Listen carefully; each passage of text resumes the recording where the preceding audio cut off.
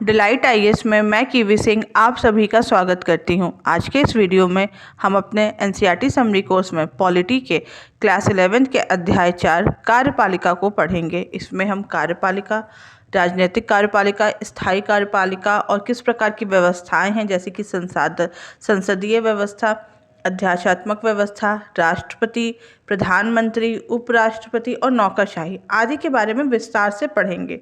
ये जो चैप्टर है ये पॉलिटी के एक बहुत बड़े हिस्से को कवर करता है। कार्यपालिका वैसे भी हमारे संविधान का एक बहुत बड़ा अंग है, ठीक है।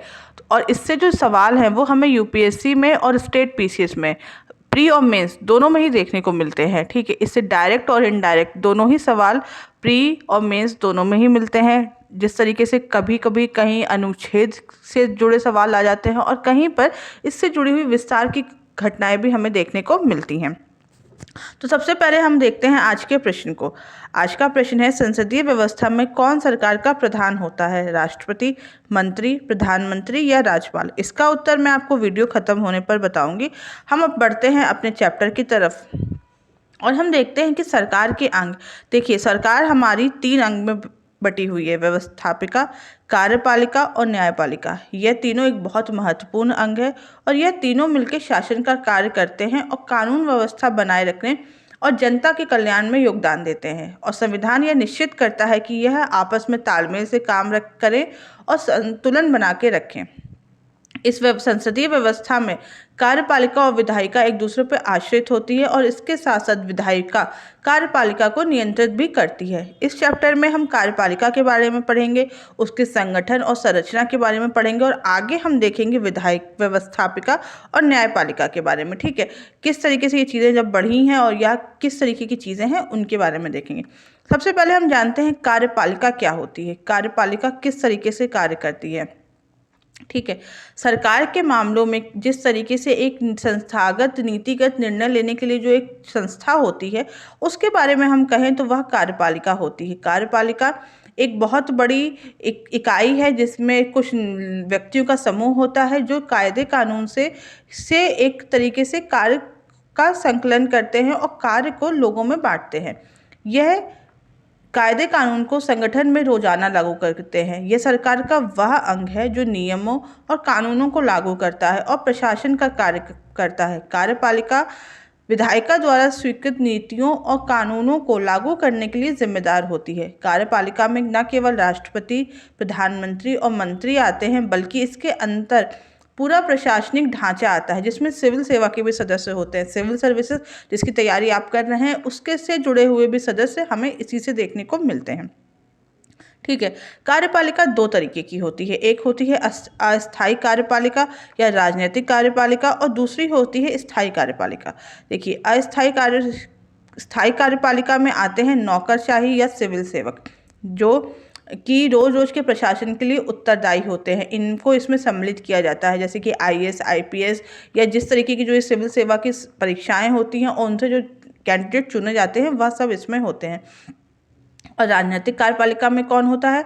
राजनीतिक कार्यपालिका में सरकार के प्रधान और उनके मंत्रियों को संकलन किया जाता है। ये सरकार की नीतियों के लिए उत्तरदायी होते हैं। यह निर्वाचित होते हैं और इनकी जो पोस्ट होती है वह स्थायी नहीं होती। एक कार्यकाल एक समय के लिए आते हैं, 5 वर्ष के लिए। जिस समय सरकार बनती है उतने समय के लिए चुने जाते हैं और जनता द्वारा इनको वहाँ भेजा जाता है और उससे पहले भी इनका कार्यकाल खत्म हो सकता है। फिर हम देखते हैं कार्यपालिका के प्रकार के बारे में। देखिए, कार्यपालिका 2 प्रकार से बढ़ती है, एक सामूहिक नेतृत्व के सिद्धांत पर और एक व्यक्ति के नेतृत्व के सिद्धांत पर। 2 तरीके से कार्यपालिका के बढ़ती है, ठीक है। उससे पहले हम देखते हैं कार्यपालिका के कार्यों के बारे में। कार्यपालिका क्या कार्य करती है? कार्यपालिका का कार्य क्या है? सरकार की नीतियों को लागू करना और उनके द्वारा बनाए गए कानूनों को अमल में लाना। कार्यपालिका कानून निर्माण में सरकार की सहायता करती है और राज्यों के साथ इसका जो संबंध होता है उसके संचालन में भी बहुत महत्वपूर्ण योगदान निभाती है। विभिन्न प्रकार की संधियों और समझौतों का निष्पादन भी कार्यपालिका द्वारा ही किया जाता है। सभी देश में राज्य का अध्यक्ष देश की सर्वोच्च सेना का कमांडर होता है और इसे लेकिन वह किसी युग में भाग नहीं लेता है। तो हमारे देश में सर्वोच्च कमांडर कौन है? राष्ट्रपति, ठीक है। तो कार्यपालिका एक तरीके से कार्य करने का जो कार्य होता है ना, काम करवाने का काम होता है, वह करती है। फिर हम देखते हैं कार्यपालिका के प्रकार के बारे में। जैसे मैंने आपको बताया है कि दो तरीके के प्रकार होते हैं, सामूहिक नेतृत्व के सिद्धांत पर जो प्रणाली होती है, और एक होती है एक व्यक्ति के सिद्धांत पर जो प्रणाली होती है। ठीक है, एक होती है संसदीय व्यवस्था और अर्ध अध्यात्मात्मक व्यवस्था, और दूसरी होती है अध्यक्षात्मक व्यवस्था। ठीक है, ये तीन प्रकार के प्रकार हैं। ठीक है, जो वास्तविक कार्यपालिका है जैसे कि ब्रिटेन और भारत में। ठीक है, उसके बाद हम देखेंगे जो नाम मात्र की कार्यपालिका होती है ये कहाँ पे होती है, जैसे भारत के जो राष्ट्रपति, ये जो ब्रिटेन का सम्राट है, इस तरीके की जो कार्यपालिका है वो वहाँ पे हमें देखने को मिलती है। हम देखते हैं जब अध्यात्मात्मक व्यवस्था के बारे में देखेंगे, इसमें राष्ट्रपति देश और सरकार दोनों का प्रधान होता है। इस व्यवस्था में सिद्धांत और व्यवहार दोनों में ही राष्ट्रपति का जो पद होता है वह बहुत शक्तिशाली होता है। अमेरिका, ब्राज़ील और लैटिन अमेरिका के कई देशों में यह व्यवस्था पाई जाती है। इसकी जो, जैसे कि हम अमेरिका का एग्जाम्पल देखें, यहाँ पे जो शक्ति है वह सारी शक्तियां राष्ट्रपति के पास होती है। यह देश का प्रमुख होता है और इसका जो चुनाव होता है वह प्रत्यक्ष मतदान से होता है। और इसके साथ साथ हम ये देखेंगे कि यह विधायिका के प्रति भी जवाबदेह नहीं होता है। फिर हम देखते हैं संसदीय व्यवस्था के बारे में। संसदीय व्यवस्था में प्रधानमंत्री सरकार का प्रधान होता है और इस व्यवस्था में राष्ट्रपति या राजा एक तरीके से एक नाम मात्र का प्रधान होता है। प्रधानमंत्री के पास ही सारी वास्तविक शक्तियां होती हैं। ये जो इस व्यवस्था है ये हमें ये देखने को मिलती है भारत में, जर्मनी में, इटली, जापान, इंग्लैंड और पुर्तगाल आदि देशों में ये व्यवस्था देखने को मिलती है। ठीक है, इसके साथ साथ इस विधायिका इसमें क्या होता है कि जो एक बहुमत वाले दल का जो नेता होता है वह प्रधानमंत्री बनता है। इसके साथ साथ हम ये देखेंगे कि यह विधायिका के प्रति एक जवाबदेही होती है और इन्हें उनके प्रति अपनी चीज़ें प्रूव करनी पड़ती हैं, या कह सकते हैं कि वह निरंकुश होकर शासन नहीं कर सकते हैं। फिर आती है एक व्यवस्था जिसे कहते हैं हम अर्ध अध्यात्मात्मक व्यवस्था। इस व्यवस्था में राष्ट्रपति और प्रधानमंत्री दोनों होते हैं, लेकिन राष्ट्रपति को दैनिक कार्यों के संपादन की महत्वपूर्ण शक्तियाँ प्राप्त होती हैं। यह व्यवस्था फ्रांस, रूस और श्रीलंका में है। ठीक है, यहाँ पे राष्ट्रपति देश का प्रधान और राष्ट्रपति द्वारा नियुक्त जो प्रधानमंत्री होता है वह सरकार का प्रधान होता है। इसमें दोनों का चुनाव जो होता है वह प्रत्यक्ष मतदान द्वारा होता है और प्रधानमंत्री और उसका मंत्रिपरिषद विधायिका के प्रति जवाबदेह होता है। संसदीय प्रणाली में क्या होता है कि इसमें प्रधानमंत्री और उसके सहयोगी वास्तविक कार्यपालिका की रचना करते हैं और प्रधानमंत्री और मंत्रिमंडल के जो सदस्य होते हैं वह विधानमंडल के सदस्य होते हैं और उसके प्रति सामूहिक रूप से उत्तरदायी होते हैं और लोकसभा को राष्ट्रपति द्वारा कभी भी भंग किया जा सकता है। इसके साथ साथ जब हम अध्यक्षीय प्रणाली को देखेंगे, इसमें जो राष्ट्रपति होता है वह कार्यपालिका का वास्तविक अध्यक्ष होता है। यहाँ के जो मंत्री होते हैं वह विधानमंडल के सदस्य नहीं होते हैं। मंत्रिपरिषद के सदस्य विधानमंडल के प्रति उत्तरदायी भी नहीं होते हैं। भारत में जो व्यवस्था है वह संसदीय कार्यपालिका की व्यवस्था है। हमारे संविधान निर्माता हमेशा यह चाहते थे कि भारत में एक ऐसी सरकार हो जो जनताओं की जो अपेक्षा है या उनके प्रति संवेदनशील हो, उत्तरदायी हो, और ऐसी व्यवस्था केवल संसदीय कार्यपालिका में ही संभव है। भारत में इस व्यवस्था में राष्ट्रपति औपचारिक प्रधान होता है और प्रधानमंत्री और मंत्रिपरिषद राष्ट्रीय स्तर पर सरकार चलाते हैं और राज्य के स्तर पर राज्यपाल, मुख्यमंत्री और मंत्रिपरिषद मिलकर कार्यपालिका चलाते हैं। ठीक है, औपचारिक रूप से संघ की जितनी भी कार्यपालक शक्तियां हैं वह राष्ट्रपति को दी गई हैं, परंतु वास्तविक रूप से जो शक्तियां हैं यह केवल राष्ट्रपति, प्रधानमंत्री और मंत्रिपरिषद के माध्यम से ही इनका प्रयोग कर पाता है। अच्छा, यह एक जानने योग्य बात है कि भारत में संसदीय प्रणाली क्यों अपनाई गई थी। देखिए, जो अध्यक्षीय कार्यपालिका होती है उसमें राष्ट्रपति की शक्तियों पर बहुत ज़्यादा बल होता है। इससे निरंकुशवाद का फैलाव हो सकता है और हमारे संविधान निर्माता हमेशा चाहते थे कि एक शक्तिशाली कार्यपालिका तो हो, लेकिन उसके साथ साथ किसी व्यक्ति को निरंकुशता का अधिकार ना मिले और लोगों पर पर्याप्त अंकुश बना रहे। संसदीय व्यवस्था में कार्यपालिका विधायिका या जनता के प्रति उत्तरदायी होती है और इसको नियंत्रित भी किया जा सकता है। इसलिए संविधान में राष्ट्रीय और प्रांतीय दोनों स्तर पर संसदीय कार्यपालिका की व्यवस्था को ही स्वीकार किया गया है। फिर हम पढ़ते हैं राष्ट्रपति के बारे में। देखिए, राष्ट्रपति हमारा जो होता है ना प्रथम व्यक्ति कहा जा सकता है, भारत का पहला नागरिक होता है। यह राष्ट्रपति राष्ट्र का प्रमुख होता है। अनुच्छेद 52 के अनुसार यह भारत का पहला नागरिक भी होता है। वह उपराष्ट्रपति, प्रधानमंत्री, केंद्रीय मंत्रिपरिषद और भारत के महान्यायवादी के साथ संघ की कार्यपालिका का हिस्सा होता है। इसके साथ साथ हम देखेंगे कि राष्ट्रपति को 5 वर्ष के लिए चुना जाता है, वह भी अप्रत्यक्ष तरीके से, जिसका निर्वाचन निर्वाचित सदस्य और विधायक करते हैं। यह निर्वाचन जो होता है वह समानुपातिक प्रतिनिधित्व प्रणाली या एकल संक्रमणीय पद्धति के द्वारा होता है। यह चीज़ मैंने आपको पिछले चैप्टर में बताई थी। ठीक है, इसमें जो भारत का जो राष्ट्रपति का जो निर्वाचक मंडल होता है, इसको हम इलेक्टोरल के माध्यम से लोगों को चुन सकते हैं। लोकसभा और राज्यसभा के निर्वाचित सदस्य, राज्य विधानसभाओं के निर्वाचित सदस्य, इसके साथ साथ केंद्र शासित प्रदेश दिल्ली और पौंडीचेरी के जो निर्वाचित सदस्य होते हैं वह इनमें हिस्सा लेते हैं। राष्ट्रपति का कार्यकाल 5 वर्ष के लिए होता है। ठीक है, और यह पुनः निर्वाचित हो सकता है और इसकी कोई सीमा नहीं होती, मतलब वह मतलब होता है ना, अगिनत समय के लिए निर्वाचित हो सकता है। अच्छा, फिर हम देखते हैं राष्ट्रपति की योग्यता क्या है। अनुच्छेद 58 में राष्ट्रपति बनने की योग्यता के बारे में दिया गया है, जिसमें वह भारत का नागरिक होना चाहिए। उसकी उम्र के बारे में है कि वह 35 वर्ष का हो, वह लोकसभा का सदस्य बनने की योग्यता रखता हो, वह किसी लाभ के पद पर ना हो। इसके साथ साथ हम ये देखेंगे कि यहाँ पे राष्ट्रपति को अनुच्छेद 60 में ली गई उनकी शपथ या प्रतिज्ञान कहती है के बारे में बताता है, और 61 में राष्ट्रपति के महाअभियोग की प्रक्रिया बताती है। जब राष्ट्रपति को उसके पद से हटाया जाता है तो उसके ऊपर महाअभियोग चलाया जाता है। ऐसा तब किया जाता है जब राष्ट्रपति ने संविधान का उल्लंघन किया हो। राष्ट्रपति पर जो ये प्रस्ताव होता है महाअभियोग का, वह संसद के किसी भी सदन, चाहे वह लोकसभा हो या राज्यसभा, दोनों में पेश किया जाता है। इस प्रस्ताव को सदन में 2/3 से अधिक बहुमत की आवश्यकता होती है। यदि इस प्रस्ताव में 2/3 से अधिक बहुमत प्राप्त हो जाता है तो उनके द्वारा जो उनके लिए जो अपराध या उनके ऊपर जो आरोप लगाए गए हैं उसके बारे में दूसरे सदन द्वारा जांच की जाती है। यदि उनको भी स्वीकृत कर दिया जाता है या दूसरे सदन भी उनके आरोपों को 2/3 बहुमत से स्वीकार कर लेती है तो राष्ट्रपति को अपने पद से हटना पड़ता है। देखिए, अभी तक के भारत में किसी भी राष्ट्रपति पे महाअभियोग नहीं लगाया गया है। ठीक है, राष्ट्रपति की शक्तियां क्या है। राष्ट्रपति के पास कई कार्यकारी शक्तियां हैं, जैसे कि वह भारत सरकार में किए गए जितने भी कार्य हैं वह उसी के नाम से उसकी कार्रवाई की जाएगी। भारत में महान्यायवादी की नियुक्ति राष्ट्रपति द्वारा की जाती है।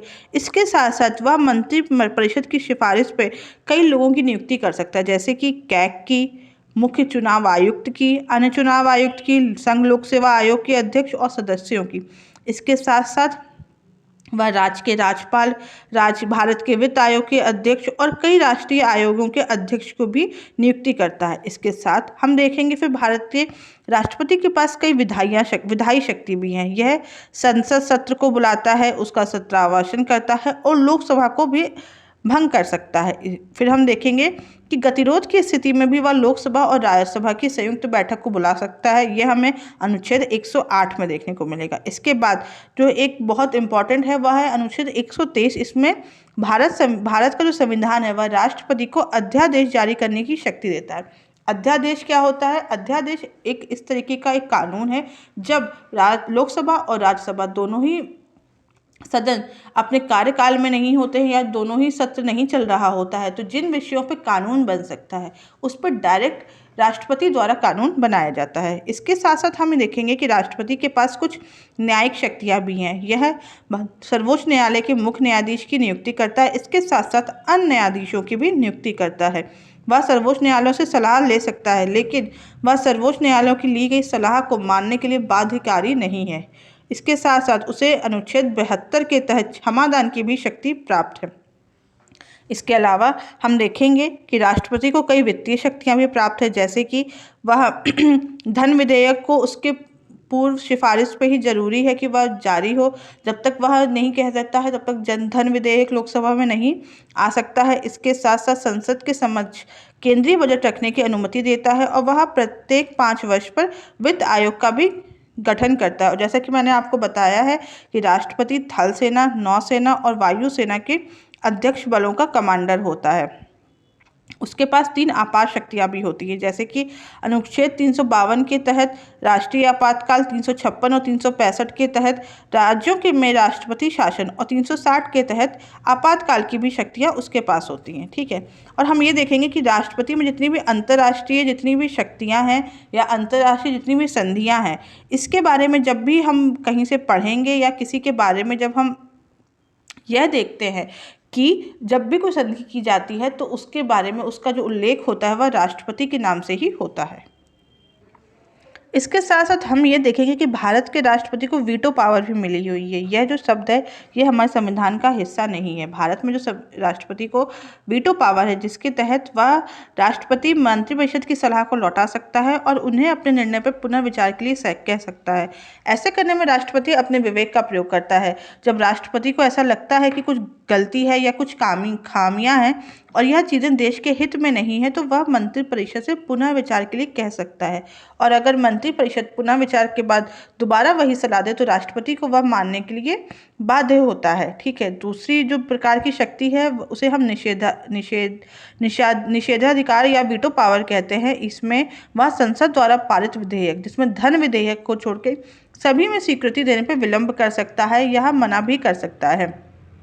संसद द्वारा पारित विधेयक को कानून बनने से पूर्व राष्ट्रपति की स्वीकृति के लिए भेजा जाता है। राष्ट्रपति उसे संसद में लौटा सकता है और उस पर पुनर्विचार के लिए भी कह सकता है। वीटो की जो शक्ति है वह असीमित है, क्योंकि यदि संसद को विधेयक दोबारा पारित करना पड़े और राष्ट्रपति के पास भेजने पड़े तब राष्ट्रपति को अपनी स्वीकृति देनी पड़ती है। लेकिन संविधान में राष्ट्रपति के पास ऐसी कोई समय सीमा नहीं है जिसके अंतर्गत उसे विधेयक को पुनर्विचार के लिए लौटाना पड़े। इसका अर्थ ये हुआ कि राष्ट्रपति किसी विधेयक को बिना किसी सीमा के समय के टाइम पे अपने पास रख सकता है। और इसके अलावा हम देखते हैं पॉकेट वीटो। पॉकेट वीटो उसे कहा जाता है जब राष्ट्रपति किसी भी प्रक्रिया में, हम ये देखेंगे कि अपनी किसी भी चीज़ को अनुमति नहीं देता है और उसके पुनः विचार के लिए भी नहीं लौटाता है। ठीक है, मतलब यह एक ऐसी स्थिति होती है जिसमें राष्ट्रपति किसी विधेयक पे कोई अनुमति भी नहीं देगा और मंत्रिपरिषद को पुनः विचार के लिए भी नहीं लौटाता। वह उसे अपने पॉकेट या जेबी वीटो कह सकते हैं, उसके बारे में रख सकता है। थोड़े टाइम बाद वह जो चीज़ होती है या जो वह जिस तरीके से जो उस पर विधेयक लाया गया है उसको हम अपने आप देखेंगे कि वह समय के साथ हट जाती है। फिर हम जानते हैं उपराष्ट्रपति के बारे में। देखिए, भारत का जो उपराष्ट्रपति है वह भी बहुत महत्वपूर्ण अंग है और राष्ट्रपति के बाद दूसरे हिस्से पे आता है। इसके अनुसार यह भारत संविधान के अनुच्छेद 68 के अनुसार उपराष्ट्रपति के पद की अवधि की समाप्ति से पहले उसका चुनाव किया जाना जरूरी है। ठीक है, भारत में जो उपराष्ट्रपति के बारे में हम ये पढ़ेंगे कि भारत का एक अनुच्छेद में ये कहा गया है कि भारत को उपराष्ट्रपति होना जरूरी है और उपराष्ट्रपति जो होता है वह राज्यसभा का पदेन सभापति होता है और इसके साथ साथ वह कोई अन्य लाभ का पद ग्रहण नहीं कर सकता है। उपराष्ट्रपति अपने पद ग्रहण करने के साथ साथ 5 वर्ष तक वह उस पद पे रहता है और उसके साथ साथ उसके पास कई प्रकार की शक्तियां होती हैं। उसे राज्यसभा के प्रस्ताव द्वारा ही पारित किया जा सकता है। उपराष्ट्रपति को 5 वर्ष के लिए चुना जाता है, जिस तरीके से राष्ट्रपति को चुना जाता है, और राष्ट्रपति की मृत्यु, त्यागपत्र, महाभियोग द्वारा हटाए जाने या किसी भी पद से रिक्त होने के कारण वह कार्यवाहक राष्ट्रपति का कार्य करता है। इसके साथ साथ हम यह देखेंगे कि भारत का जो सदस्य है वह उसकी जो योग्यता है वह वही है, जैसे कि वह भारत का नागरिक होना चाहिए, उसकी आयु 35 वर्ष से कम नहीं होनी चाहिए, वह उच्च सदन जिसे राज्यसभा भी कहा जाता है उसमें चुने जाने के लिए पात्र होना चाहिए। इसके साथ साथ वह किसी भी अन्य लाभ के पद पर ना हो। उपराष्ट्रपति का चुनाव एकल संक्रमणीय पद्धति द्वारा ही होता है। यह चुनाव राष्ट्रपति के चुनाव से भिन्न होता है। इसमें केवल संसद के दोनों सदन ही भाग लेते हैं। इसमें विधानमंडल की कोई भूमिका नहीं होती है। उपराष्ट्रपति पद की शपथ भारत के राष्ट्रपति द्वारा दिलाई जाती है। अच्छा, उपराष्ट्रपति पद के क्या कार्य हैं और क्या शक्तियां हैं? फिर हम देखते हैं कि यह राज्यसभा के सभापति के रूप में कार्य करता है, राज्यसभा के अध्यक्ष के रूप में सदन की कार्यवाही को चलाता है। इसके साथ साथ यह राष्ट्रपति की मृत्यु पे, राष्ट्रपति के त्यागपत्र पे, राष्ट्रपति की अनुपस्थिति पे, राष्ट्रपति को हटाए जाने पर या किसी लंबी बीमारी पे होने पर 6 महीने के लिए उनका कार्यकाल संभाल सकता है। वह सदन का सदस्य नहीं होता है, इसलिए वह समानता किसी भी मत में, जब मत दिया जाता है किसी विधेयक को पारित करने में, तो वह अपने मत का प्रयोग नहीं करता है, लेकिन जब वोट बराबर की स्थिति होती है तब वह अपने वोट का प्रयोग कर सकता है। अच्छा, उपराष्ट्रपति को हटाया कैसे जाता है? उपराष्ट्रपति को हटाने के लिए राज्यसभा से प्रस्ताव पारित किया जाता है और उसके बाद जैसे लोकसभा को भी उससे प्रस्ताव को स्वीकार करना चाहिए। उपराष्ट्रपति पे महाअभियोग लगाए जाने के किसी भी तरीके का कोई प्रावधान नहीं है। राज्यसभा में प्रस्ताव पारित करने से पहले भारत के उपराष्ट्रपति को 14 दिन का नोटिस दिया जाना भी आवश्यक है। फिर हम पढ़ते हैं प्रधानमंत्री के बारे में। प्रधानमंत्री लोकसभा में बहुमत दल का नेता होता है। जैसे ही वह बहुमत खो देता है वैसे ही वह अपना पद भी खो देता है और प्रधानमंत्री बहुत ही महत्वपूर्ण पद है और इसके लिए इसको लोकसभा या राज्यसभा का सदस्य होना चाहिए। यदि देखा जाता है तो आमतौर पर प्रधानमंत्री जो होता है वह लोकसभा अध्यक्ष का सदस्य होता है, लेकिन संवैधानिक रूप से ऐसी कोई बाध्यता नहीं है। ठीक है, प्रधानमंत्री मंत्रिपरिषद का प्रधान ही तय करता है कि उसके मंत्रिपरिषद में कौन कौन से लोग होंगे। प्रधानमंत्री विभिन्न मंत्रियों के स्तर और मंत्रालयों का भी आवंटन करता है, इसलिए उसे मंत्रिपरिषद का प्रधान भी कहा जाता है और सभी लोगों को संसद का सदस्य होना अनिवार्य है। यदि कोई संसद का सदस्य बने बिना मंत्री या प्रधानमंत्री बन जाता है तो उसे 6 महीने के भीतर ही किसी भी सदन का सदस्य बनने के रूप में निर्वाचित होना पड़ता है। ठीक है, हम देखते हैं कि प्रधानमंत्री के पास कई प्रकार की अधिकार और कई प्रकार के कार्य हैं। प्रधानमंत्री मंत्रिमंडल का प्रमुख केंद्र होता है। इसके साथ साथ वह अपने कार्यों के बारे में से जुड़े मंत्रिपरिषद से सभी से सलाह लेता है और मंत्रिपरिषद तभी भंग हो जाएगी जब प्रधानमंत्री इस्तीफा दे देगा। प्रधानमंत्री संसद सत्र को बुलाने और सत्रावसान के संबंध में राष्ट्रपति को सलाह देता है और वह लोकसभा विघटित करने की भी सिफारिश राष्ट्रपति से कर सकता है। इसके साथ साथ वह राष्ट्रपति को सलाह एवं सहायता देने के लिए उसके पास एक मंत्रिपरिषद होती है जिसका प्रमुख प्रधानमंत्री होता है। प्रधानमंत्री कार्यालय देश की नीति निर्माण का केंद्र है। यदि अन्य मंत्रियों ने प्रधानमंत्री के बिना कोई निर्णय लिया है तो उसमें परिवर्तन की संभावना होती है। फिर हम ये भी देखेंगे कि प्रधानमंत्री केंद्र की कार्रवाइयों और विधान से जुड़े प्रस्तावों के संबंध की जितनी भी सूचना होती है वह राष्ट्रपति को देता है। ठीक है, तो राष्ट्रपति को किसी भी प्रकार की सूचना पाने के लिए प्रधानमंत्री और मंत्रिपरिषद को वो कह सकता है और ये उनका अधिकार है कि वह उनसे सूचनाएं प्राप्त करें। फिर हम ये देखते हैं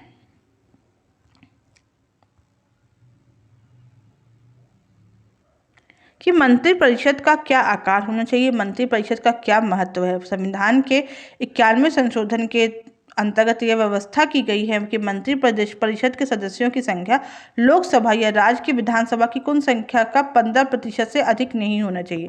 देखिए, मंत्रिपरिषद जो है वह लोकसभा के प्रति सामूहिक रूप से उत्तरदायी है। इसका अर्थ यह है जो सरकार लोकसभा में विश्वास खो देती है उसे अपना त्यागपत्र देना पड़ता है। ये सिद्धांत